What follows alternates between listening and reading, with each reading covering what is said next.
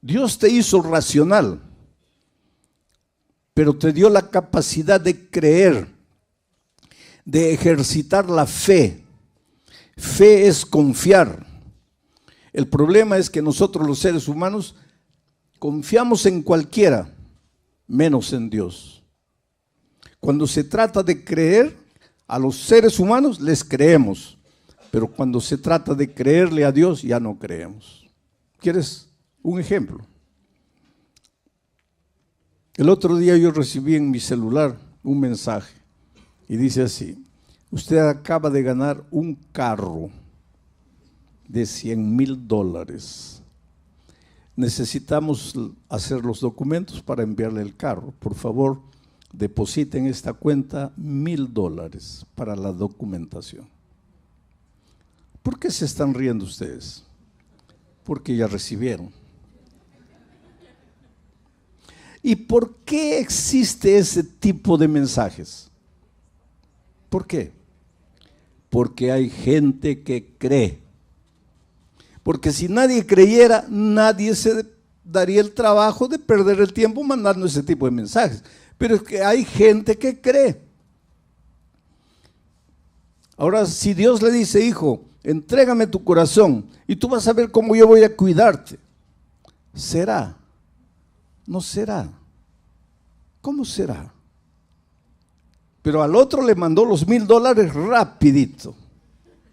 Esta noche vamos a aprender cómo enfrentar los momentos de dificultad y cómo nuestra vida está llena de dificultades. El texto para esta noche, primer libro de los Reyes, capítulo 17, a partir del versículo 12. Primer libro de los Reyes. Ahí está el texto. Voy a ir leyendo y comentando, pero primero voy a leer este versículo, después voy a contarles el contexto para después entrar de nuevo a este versículo e ir yendo versículo por versículo hasta el 22. Dice: y ella respondió. ¿Quién es ella? La viuda de Sarepta, una viuda que vivía en la tierra de Sarepta, en Fenicia.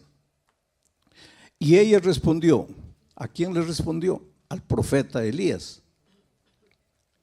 Vive Jehová tu Dios, que no tengo pan cocido, solamente un puñado de harina tengo en la tinaja y un poco de aceite en una vasija. Y ahora recogía 2 leños para entrar y prepararlo para mí y para mi hijo, para que lo comamos y nos dejemos morir.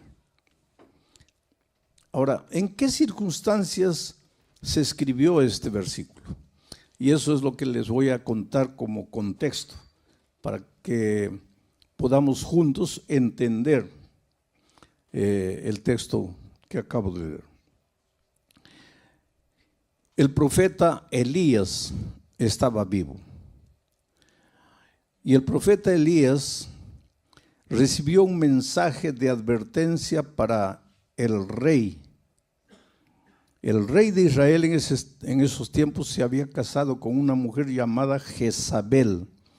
¿Y sabes de dónde había nacido Jezabel? Justamente en Sarepta, en la tierra de Fenicia. Y ella llegó a Israel casada con el rey, trayendo sus costumbres paganas y sus dioses paganos.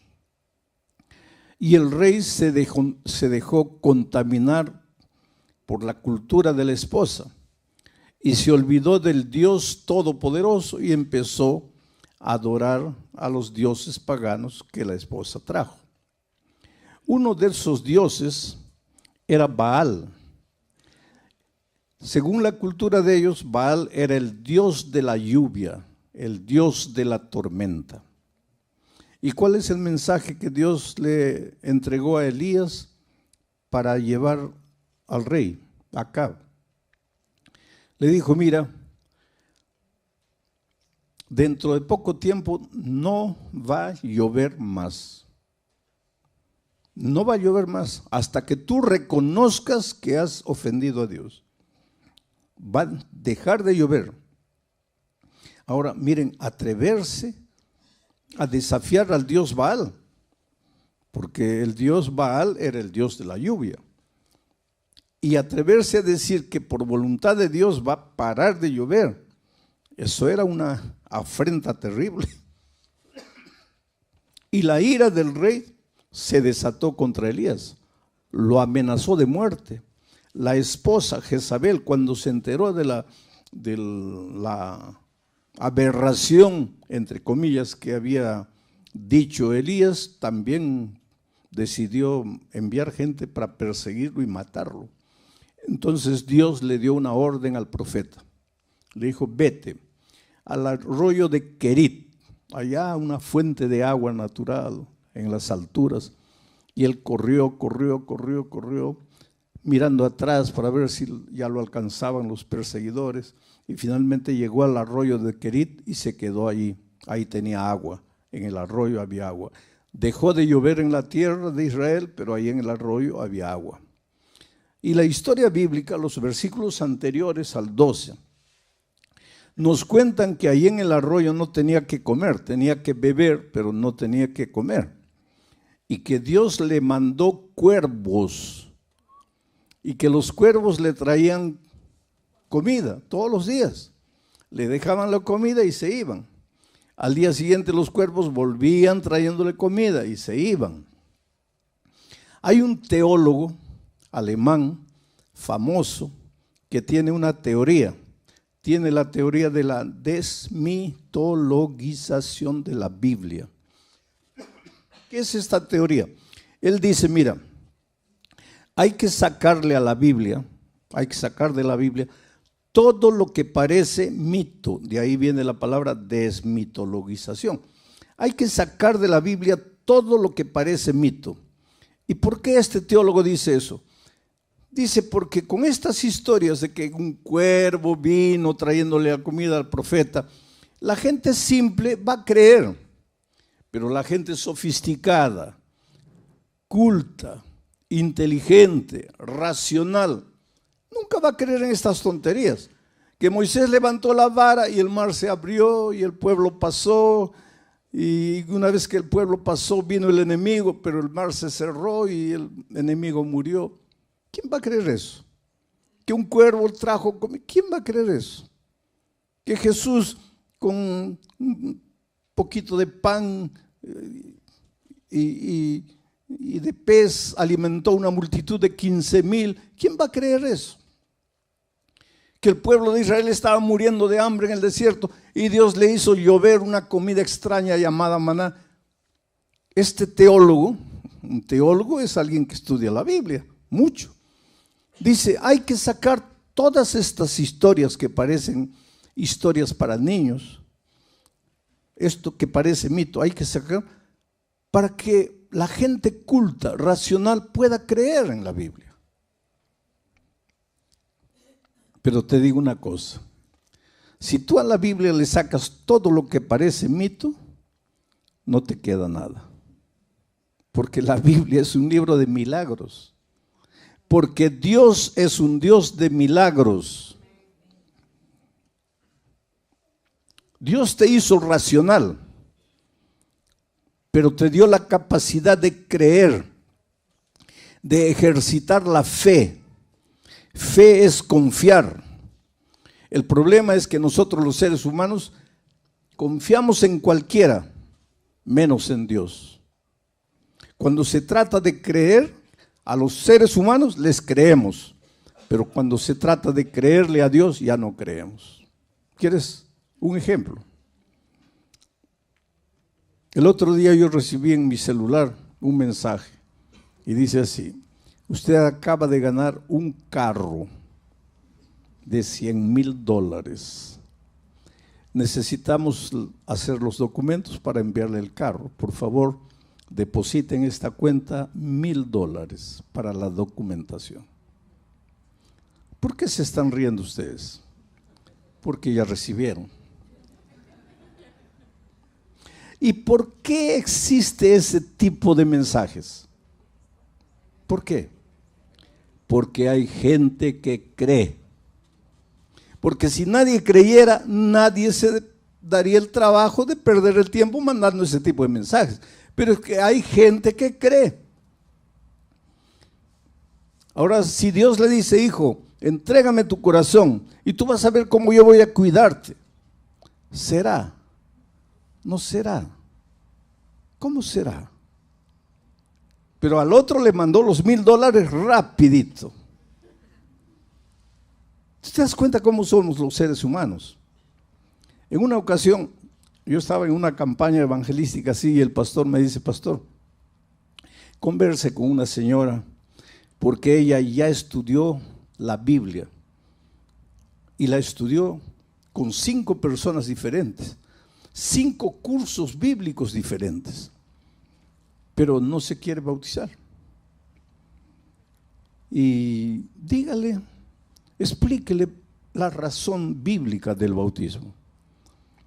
Y entonces ella vino a hablar conmigo y llegó quejándose, lamentándose.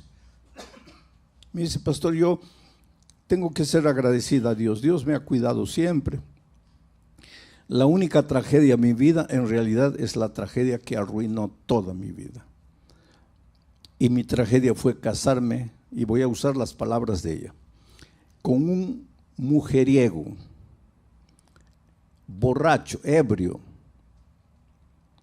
golpeador de mujeres. Esa fue mi tragedia. Hoy día estoy sola, abandonada, con los hijos, sin saber qué hacer. Yo le hice una pregunta, ¿por qué dices que tu esposo era un mujeriego?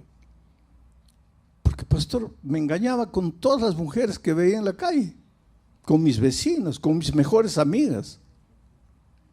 Le digo, pero respóndeme otra pregunta. Y cuando ustedes eran novios, ¿tú no viste ninguna característica de esos en la vida de él? Ah, sí, me dice, pastor, de novios ya me engañaba con mis amigas, con mis compañeras. ¿Y por qué te casaste? Es que él me prometía que nunca más me iba a engañar. ¿Y tú le creíste? Le creí, pastor. Y le digo, y vamos a cambiar de asunto, ¿por qué no te bautizas? ¿Sabes lo que me dice? Es que, pastor, yo quisiera bautizarme, pero mis familiares, mis amigos me dicen que me están lavando, haciendo un lavaje cerebral, que me están engañando, que la Biblia ya es un libro antiguo, que eso no es realidad. Me llenan de tantas dudas y yo no sé si creer o no creer. Ahora es interesante, yo no le dije a ella, les estoy diciendo a ustedes.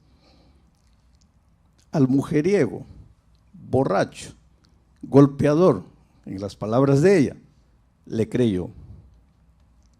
Y a Dios, no sé si creer, si no creer. Nuestro problema es ese, querido. Que encontramos cosas en la palabra de Dios y las dudas como hormigas carnívoras van subiendo. Pero la palabra de Dios nos sacude. Dice que la Biblia es como una espada de 2 filos que entra y penetra. Y a veces de noche nos atormenta porque sabemos que está escrito, tenemos la Biblia abierta, leemos una vez, está correcto, pero tengo miedo. Bueno, la viuda nos va a enseñar una gran lección esta noche. Elías se fue allá, fue alimentado por cuervos, y aunque te parezca que esa es una historia para niños, no lo es. Es la realidad más hermosa de la Biblia. Cuando la razón no te alcanza, cuando las fuerzas no te solucionan el problema, cuando el dominio propio, cuando la lógica humana falla, por favor no te desesperes. Dale a Dios la oportunidad de ser Dios en tu vida, de hacer las maravillas que la ciencia no puede explicar, que ningún ser humano puede explicar. Porque milagros, ya dije, en los milagros Dios rompe las leyes de la naturaleza. Por eso el milagro no puede ser entendido por la lógica humana, porque va contra todo lo que es lógica. Pero si esta noche yo me pusiese a contarles a ustedes los milagros que Dios ha hecho en mi vida, pasaríamos aquí la noche toda y no terminaríamos. Yo trabajé 3 años en la selva, fui misionero entre los indígenas de la Amazonía de mi país, 3 años. Dormí con ellos, dormí en el suelo, dormí en el árbol, caminé por la floresta. Muchas veces tenía que beber, otras veces no tenía que beber ni comer. Yo me acuerdo que muchas veces caminaba muriendo de sed, no había agua. Encontraba un charco lleno de renacuajos, ahuyentaba los renacuajos y me tomaba esa agua. Otras veces no había ni charco, había solo un lamazal. Me sacaba la camisa, colocaba lama, apretaba y las gotas que caían me las bebía. Por eso yo siempre digo, yo viajo por todos los países del mundo. Yo digo, la bacteria que quiere entrar a mi estómago tiene que pensar 50 veces, porque corre el riesgo de morir dentro de mí. Dios me envió a la selva para enseñarme a depender de Él. Y yo les podría contar milagro tras milagro, las cosas maravillosas que Dios ha hecho en mi vida. Y si alguna duda quedaba en mi mente con relación a milagros, cuando fui a la selva desapareció todo. Cuando encuentro esto, para mí no me resulta difícil creer, porque yo he vivido en mi propia experiencia eso. Entonces ahora sí, en ese contexto, él fue alimentado en el arroyo de Querit, Elías, por los cuervos, pero el agua se acabó. Y entonces Dios le dijo a Elías, ahora vete a Sarepta, la tierra de Jezabel, la esposa de Acab. En Sarepta, en los límites con Fenicia, también sucedió ese incidente de Jesús. ¿Se acuerdan cuando una mujer Ciro-Fenicia vino y le dijo, Señor, ayúdame? ¿Te acuerdas que Jesús dijo, no es bueno dar el pan de los hijos a los perritos? ¿Te acuerdas? Eso sucedió en esa tierra. Ahí era Sarepta y allí vivía una viuda pobre que, de acuerdo al relato, no tenía nada. Un poco de aceite, un poco de harina, y ella fue al campo a recoger leña para preparar un pan, comer ella y su hijo. Y en las palabras de ella, prepararse para morir porque ya no había más nada que comer. Entonces Dios viene a Elías y le dice, vete a Sarepta. Ahí hay una mujer a quien ya le he ordenado que te sustente. Pero Dios le dice, Elías, ve allá porque allá hay una mujer a quien ya le he ordenado. Pero ¿cómo le había ordenado? Porque ahora, cuando Elías llega a Sarepta y ve a la mujer recogiendo leña para hacer su último pan, Elías le dice, mira, por favor, prepárame un pedazo de pan, tráeme un poco de agua, que quiero beber. Entonces viene el texto, y ahora vamos a entrar a analizar un poco el texto. Y ella respondió. ¿Quién le habló? El profeta. ¿En nombre de quién? De Dios. Y ella respondió. Benditas las personas que cuando Dios habla responden. Benditas las personas que cuando oyen la voz de Dios toman una decisión. Ella respondió. ¿Qué es lo que respondió? Vive Jehová tu Dios que no tengo pan cocido. Solamente un puñado de harina tengo en la tinaja, un poco de aceite en una vasija, y ahora recogía los leños para entrar y prepararlo para mi hijo, para que lo comamos y nos dejemos morir. Es decir, esta mujer había llegado al límite de sus fuerzas, de sus recursos. Lo único que le restaba, en la opinión de ella, era la muerte. Vamos a morir. se acabó, ya no hay salida, este problema no tiene solución, vamos a morir, este es el último bocado, se acabó, ya no vale la pena luchar. ¿Para qué luchar? Vamos a morir. ¿Por qué una persona delante de las dificultades de la vida? Yo te pregunto esta noche, ¿cuál es el drama que tú estás viviendo? La viuda de Sarepta vivía un drama económico, financiero, de sobrevivencia. No había pan, la harina se había acabado, el aceite se estaba terminando, no llovía, la tierra no producía, no se podía comprar nada. Desde el punto de vista humano, para ella, la muerte era la única salida, la única solución. Estaré predicando en esta noche para alguien que en su vida financiera cree que ha llegado al punto en que ya no tiene salida. Estaré predicando esta noche para alguien que en su vida profesional ha llegado a una situación extrema en que piensa que abandonar todo y largar y olvidarse de todo es la única salida. Estaré predicando para una familia, una pareja que han hecho de todo para solucionar el drama que viven y están llegando a la conclusión de que el divorcio es la única salida. Todos los días enfrentamos luchas en diferentes aspectos de nuestra vida. El sur del Brasil en estos momentos está siendo sacudido por la naturaleza. Hace una semana atrás, 10 días, llovió de tal manera que se inundaron ciudades enteras, una ciudad prácticamente desapareció y para remate ahora comenzó a llover hace 3, 4 días nuevamente sin parar. Es prácticamente un diluvio y hay una persona que inclusive clama a Dios y dice: Señor, pero en tu palabra has prometido que nunca más vas a destruir el mundo con agua. ¿Y qué está pasando aquí? El país está viviendo una situación terrible allá en el sur del Brasil. Pero aquí en Ucrania hay gente que no sabe qué hacer, a dónde ir. La guerra está destruyendo y acabando con todo lo que tiene. Y si nos ponemos a hacer un mapa del mundo, veremos que por aquí hay una tragedia, por allá hay momentos en que pensamos que ya no hay salida, ya no hay solución. Ahora, ¿por qué esta mujer pensaba que no había salida? Porque mira la respuesta. Ella respondió, deja en el versículo anterior, en el versículo 12, y ella respondió: ¿vive Jehová tu Dios? Ahí estaba el problema. Vive Jehová tu Dios.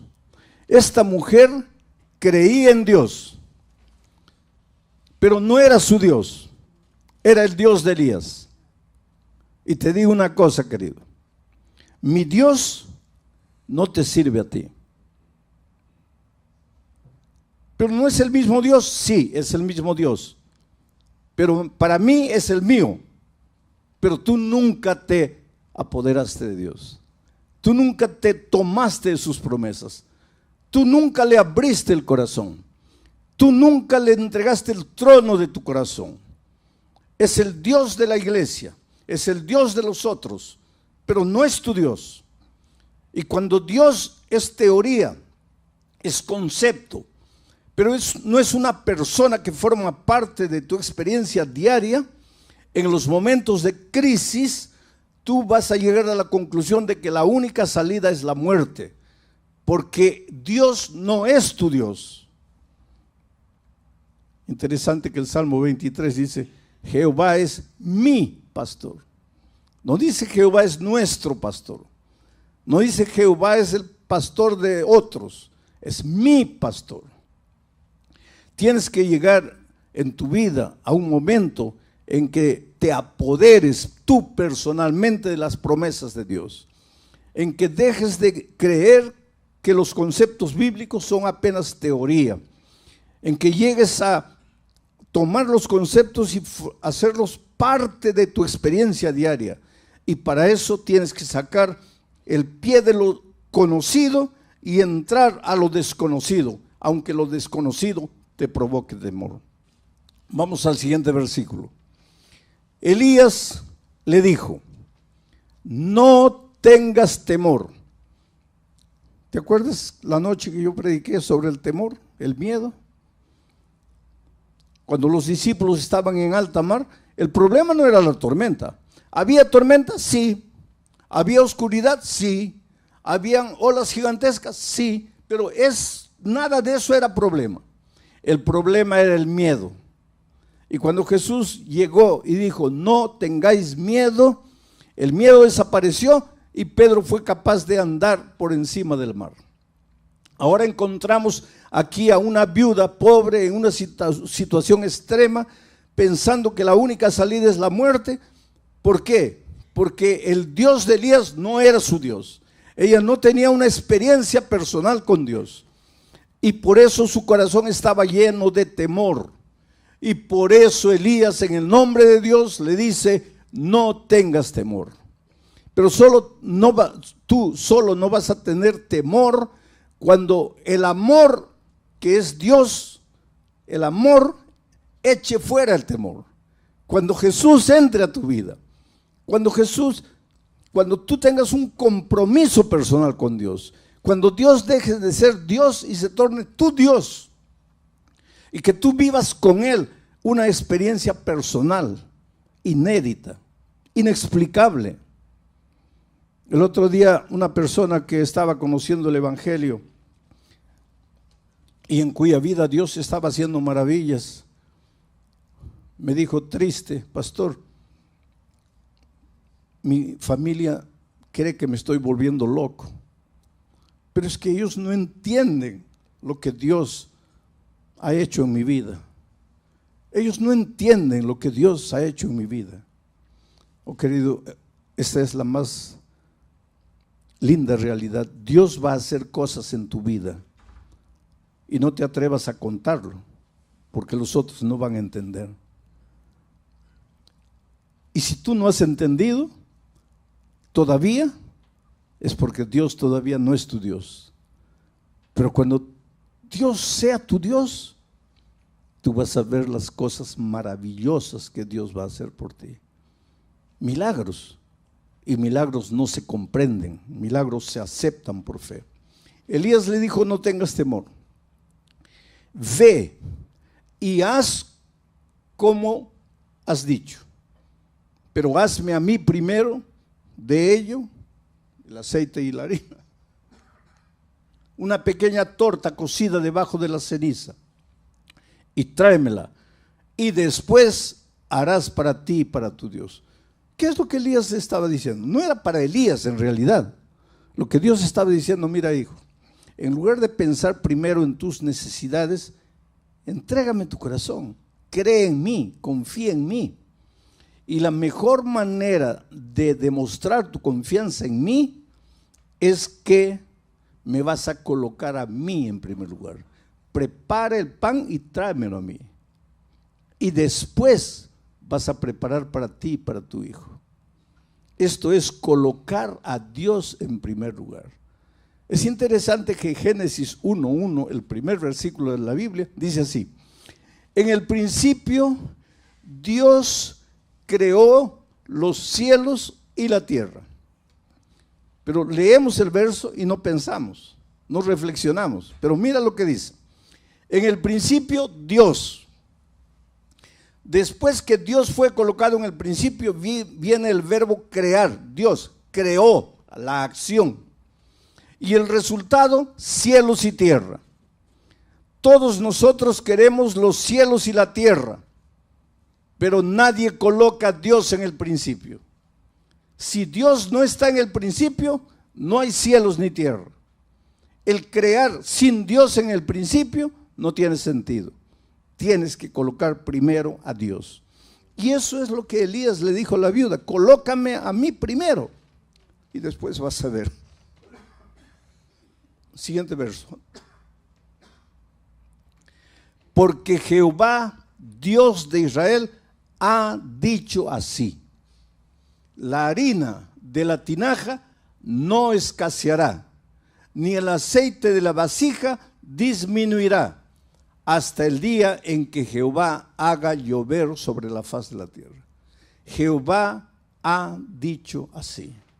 Oh querido, puede haber la cantidad de dificultades y problemas delante de ti que tú puedas imaginar. nada va a ser capaz de derrotarte. Primero, si colocas a Dios en primer lugar. Y después, si crees en lo que Dios ha dicho. Y lo que Dios ha dicho está en la palabra de Dios. Es por eso que tienes que estudiar la Biblia. No creas lo que tus otros te dicen. Cree lo que tus ojos ven que está escrito en la palabra de Dios. Cuando alguien pretende enseñarte alguna cosa, que confirma tú con tus ojos que eso está escrito en la palabra de Dios. No creas al ser humano, cree en la palabra de Dios. Y es por eso que estas noches estoy colocando el texto, para que vean que yo estoy explicando el texto, estoy exponiendo el texto, pero es el texto que dice esto: Jehová Dios de Israel ha dicho. Y cuando Jehová Dios de Israel lo dice, puedes creer, puedes sacar el pie del barco y colocar el otro pie en el agua y no te vas a hundir. Avanza sin miedo, porque Jehová, el Dios creador de los cielos y la tierra, ha dicho. Versículo 15. Entonces ella fue, y aquí está el problema con muchos. Está bien, escuchan la palabra de Dios, qué bonito, qué maravilloso, amén, qué extraordinario, pero no das este paso. Ella no se quedó escuchando la palabra de Dios y dijo, qué bonito, qué maravillosa promesa de Dios. No, ella fue e hizo. La palabra de Dios no te ayuda si tú no vas y la practicas, si tú no colocas en acción lo que la teoría dice. Ella fue e hizo como dijo Elías, y comió él, el profeta, y ella y su casa muchos días. Y la harina de la tinaja no escaseó, ni el aceite de la vasija menguó, conforme a la palabra que Jehová Dios había dicho por Elías. 2 veces se repite la palabra de Dios, el dicho de Dios, y la última parte dice, todo se cumplió conforme a la palabra que Jehová Dios había dicho. Todo se va a cumplir en tu vida, querido, conforme a lo que Dios ha dicho en su palabra. Pero para eso tienes que conocer lo que Dios dice en su palabra. Por eso la necesidad de hablar con Dios. En tu vida devocional hay 3 cosas interesantes, si tú quieres crecer en la experiencia cristiana. Primero, Dios tiene que hablar contigo. ¿Cómo? A través de la palabra. Tienes que estudiar la palabra. En segundo lugar, tú vas a hablarle a Dios. ¿Cómo? A través de la oración. Y en tercer lugar, tú y Dios ahora van a buscar otra persona y vas a hablarle del amor de Jesús a esa persona. Cuando haces esas 3 cosas, estudias la Biblia, oras hablando con Dios y buscas otra persona para traerla a Jesús, vas a crecer espiritualmente. La mayoría de los cristianos se limita a estudiar la Biblia y orar, pero no incluyen el tercer elemento de buscar a otra persona para Cristo. Resultado, permanecen enanos espirituales, no crecen, porque la única manera de crecer es a través del ejercicio. Tienes que salir y buscar a otra persona para Cristo. Pero pastor, nadie me va a escuchar. Lógicamente, querido, en este mundo no hay nadie que quiera cambiar de religión. Tú eres adventista, ¿quieres cambiar de religión? No. Entonces, ¿por qué piensas que el musulmán sí quiere cambiar de religión? ¿O por qué piensas que el luterano quiere cambiar de religión? O el testigo de Jehová, o el católico. Si tú no quieres cambiar de religión, nadie quiere cambiar. Entonces, si tú vas a buscar a las personas, queriendo decirles, tú estás equivocado, mi religión es verdadera, esa no es la manera correcta de testificar del amor de Jesucristo. En el Brasil hay un dicho interesante: ¿quieres ser mi amigo? No me hables de política, no me hables de fútbol y no me hables de religión. ¿Quieres ser mi amigo? No me hables de política, que soy de derecha, de izquierda. No me hables de fútbol, que soy del Real Madrid, del Barcelona. y no me hables de religión, que soy de esta o soy de aquella iglesia. Pero entonces, ¿cómo es que traemos a las personas a Cristo? Es la manera más simple. ¿Quién lleva a los jóvenes a las drogas? A ver, dígame, ¿quién los lleva a las drogas? ¿Ah? Los amigos. Los muchachos se meten a las drogas llevados por los amigos. Y el joven que entra al mundo de las drogas, ¿él sabe que la droga lo va a acabar, sí o no? Claro que sabe. En este mundo de tanta información, ¿quién va a decir que entró a la droga y no sabía que la droga lo iba a destruir? Saben. ¿Y por qué entran? Por el amigo. ¿Y tú por qué no puedes traer a alguien para Jesús? Porque en lugar de llegar a las personas y hacerte amigo de las personas y conquistar el amor de las personas y amarlas, tú vas queriendo cambiarles la religión. Y nadie quiere cambiar de religión. La amistad. Miren, la viuda de Sarepta al comienzo, cuando llegó Elías, estaba toda triste, compungida, voy a morir, solo tengo un poco de aceite, no tengo nada, se acabó la vida. Se encontró con Elías, le dijo, ¿tu Dios? Elías dijo, no, mi Dios no te sirve a ti, tú tienes que apoderarte de la promesa divina.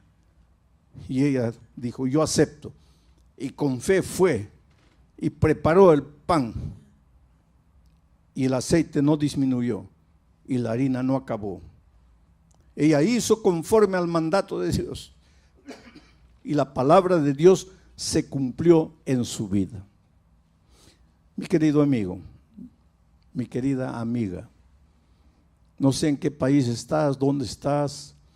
Tal vez en este momento estoy hablando contigo allá en la cámara.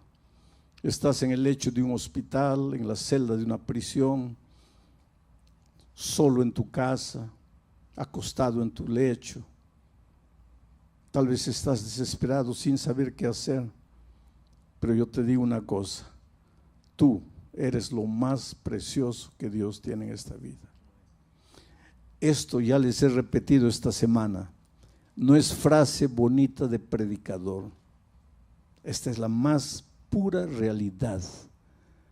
Cómo Dios te ama. En una ciudad llamada Cuiabá, allá en el Brasil, en la carretera hay una curva llamada la curva del diablo, porque es una curva cerrada. Y si tú entras a mucha velocidad, te pasas y abajo está la boca del infierno. Y ahí nadie te saca. Tú echas una piedra y tienes que contar hasta 20, 30 para escuchar el sonido de la piedra llegando abajo. Un hombre que fue infiel a su esposa. La esposa le dijo, no quiero más vivir contigo. Los hijos le dijeron, nos vamos con mamá porque tú no fuiste un buen esposo, no fuiste un buen padre. Como consecuencia de esa situación familiar, los negocios se fueron a pique. Para que prosperes en cualquier área de la vida, tienes que tener paz en tu corazón. Si tú no tienes paz en tu corazón, vas a ser un mal empleado, un mal empresario, porque no tienes paz en el corazón. Ese hombre, ahora complicado en su vida familiar, se complicó en la vida financiera, se llenó de deudas. Y un día pensó, lo único que me resta es morir. Y agarró la camioneta y subió la carretera para bajar a toda velocidad y lanzarse al abismo con el carro. Mientras subía, prendió la radio, cualquier radio, y por esas cosas divinas, no hay coincidencia, hay propósitos divinos. Por esas cosas divinas, prendió en una emisora llamada Radio Nuevo Tiempo de Brasil, Radio Novo Tempo. Y por esas cosas de la vida, quien estaba predicando en ese momento era yo. Y por esas cosas divinas, la frase primera que él oyó fue: si crees que la única salida para ti es la muerte,